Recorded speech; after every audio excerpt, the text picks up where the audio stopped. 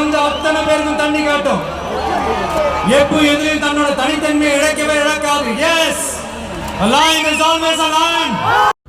வணக்கம் நண்பா நண்பேஸ் எல்லாரும் எப்படி இருக்கீங்க? நேற்று நம்ம தலைவன் பேச்சை பார்த்துச்சுமா வேறு லெவலில் ஃபயராக இருக்கீங்களா? என்ன ஒரு மாநாடு, என்ன ஒரு கூட்டம்! இந்த மாதிரி மாநாடு தமிழக ஹிஸ்ட்ரியிலே பார்த்ததில்ல, மதுரை மண்ணும் பார்த்ததில்ல. வேறு லெவலில் நம்ம யாருன்னு காமிச்சோமா நேற்று? வேறு லெவல். இது வரைக்கும் இந்த கொத்தடிமைகள், திமுக கொத்தடிமையிலிருந்து எல்லா பிஜேபி ஆட்கள்லேருந்து அவனுங்க என்னென்னலாம் சொன்னாங்களோ எல்லாத்துக்கும் பதில் சொல்லிட்டாரு. கிட்டத்தட்ட ஒரு 30 to 40 minutes பேசியிருப்பார். அதுக்கு என்னென்ன பதில் சொல்லணுமோ எல்லா பதிலும் சொல்லிட்டாருங்க. அதை ஒன்று ஒன்றா பார்ப்போம் வாங்க. ஃபஸ்ட்டு இந்த ஏடிஎம்கே கூட கூட்டணி வைப்போமா வைக்க மாட்டோமா?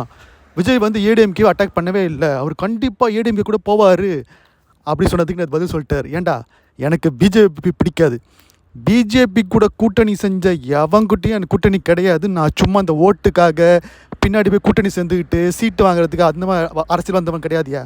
மக்களுக்கு நல்லது பண்ணுறதுக்காக அரசியல் வந்தவன்டா நான் அப்படின்னு சொன்னவர். நான் பண்ணுறது வேறு அரசியல், சும்மா அந்த காசுக்காக வந்தவன் நான் கிடையாது. கெரியரோட உச்சியிலேருந்து வந்தவன், ஓகேவா? ஸோ அதனால் ஏடிஎம்கே கூட கூட்டணி கிடையாது. ஏடிஎம்கே எம்ஜிஆருக்கு எடுத்து தான் இதை இழந்துருச்சு அப்படின்னு சொல்லிட்டாரு. அங்கே இருக்க தொண்டர்களுக்கே இப்போ ஏடிஎம்கே பிடிக்கலை அப்படின்னு சொல்கிறார். ஸோ அதை பற்றியும் சொல்லியிருப்பார். ஸோ அந்த மாதிரி எல்லோரையும் அட்டாக். அப்புறம் அங்கிள் ஸ்டாலின் டைரக்ட் அட்டாக். என்ன அங்கிள் ஸ்டாலின், நீ 1000 ரூபா கொடுத்தா போதுமா? பெண்களுக்கு பாதுகாப்பே இல்லை, நீ 1000 ரூபா கொடுத்து என்ன பண்ண போகிற அப்படி சொல்லிட்டு டைரக்ட் அட்டாக் அங்கிள் ஸ்டாலின் சொல்லிட்டு. ப்ளஸ் மோடிஜிக்கும் அந்த நீட்டு எல்லாத்தையும் சொல்லிட்டாரு அந்த கொஞ்சம் டைம்லேயே. அதே மாதிரி நான் சிங்கம் சும்மா எப்போ பார்த்தாலும் வந்துட்டு இருக்காது, எப்போ வேட்டையாடணுமோ அப்போ தான் வரும். அப்புறம் நம்ம சீமானுக்கு அவர் ஸ்டார்டிங்கில் பழுது தட்டி கொடுத்துட்டாரு.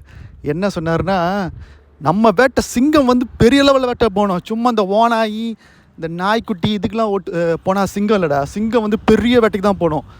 ஸோ இது மூலமாக நம்ம ஃபாலோவர்ஸுக்கும் என்ன சொல்கிறாருன்னா, நம்ம ஃபோக்கஸ் ஃபுல்லாக டிஎம்கே மேலே மட்டும்தான் இருக்கணும், இந்த சின்ன சின்ன நாயங்கூடலாம் இருக்கக்கூடாது அப்படின்னு சொல்கிறாரு.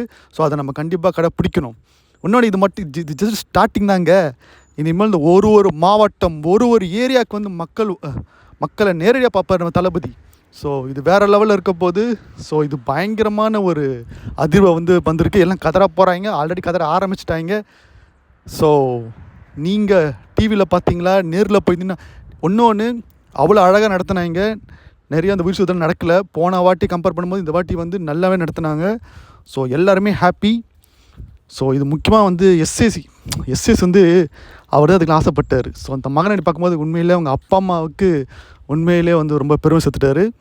இது உண்மையிலே பயம் ஏற்படுத்தியிருக்கோம் திமுகவுக்கும் அதிமுக எல்லாத்துக்கும். ஸோ தளபதியோட ஆட்டம் இனிமேலும் ஆரம்பிக்குது.